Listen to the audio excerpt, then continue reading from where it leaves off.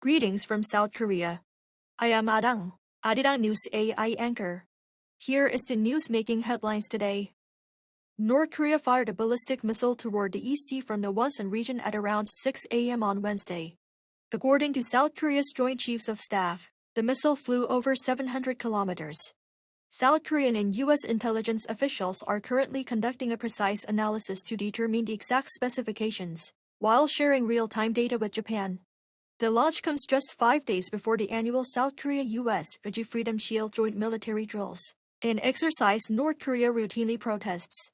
Following the launch, Seoul's Office of National Security convened an emergency meeting, strongly condemning the consecutive launches as a clear violation of UN Security Council resolutions. President Lee Jae-myung has been presented with credentials from new U.S. Ambassador to South Korea, Michelle Steele. He met the new American diplomat at the Blue House on Wednesday and had brief talks. Steele said she would make greater efforts in promoting friendly cooperation between Korea and the U.S. And President Lee said he hoped the new ambassador could act as a bridge between the two countries to bolster the alliance and resolve pending issues. President Lee also received diplomatic credentials from the new ambassadors from Portugal, the United Arab Emirates, and Ireland.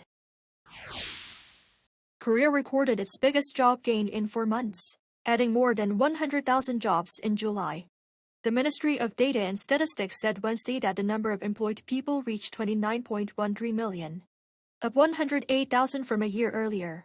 This marked the second straight month of job gains after a downturn in May. However, the employment rate declined for a fourth consecutive month.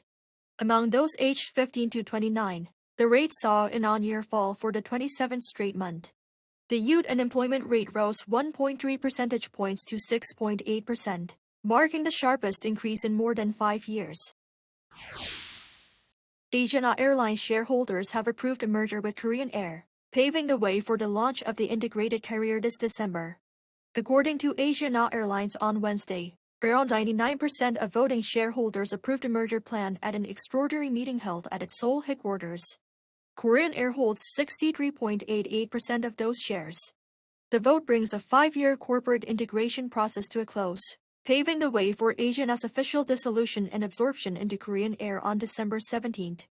CEO of Asiana Airlines Song Boyoung described the move as the first step toward writing a new chapter in Korea's aviation history as a mega carrier. K-pop megagroup BTS has remained on the U.S. Billboard's main albums and singles charts for a 20th consecutive week. The group's fifth studio album, Arirang, climbed 1 spot to number 14 on the Billboard 200 on Tuesday. Its title track, Swim, ranked number 91 on the Billboard Hot 100, marking its 20th straight week on the chart. That ties BTS's own record set by Butter in 2021 for the group's longest charting song on the Hot 100. Meanwhile, the K-pop Demon Hunter soundtrack ranked number 33 on the Billboard 200, while rookie group Corda's Green Green jumped 75 spots to number 39. That is all from me today. Thank you for watching.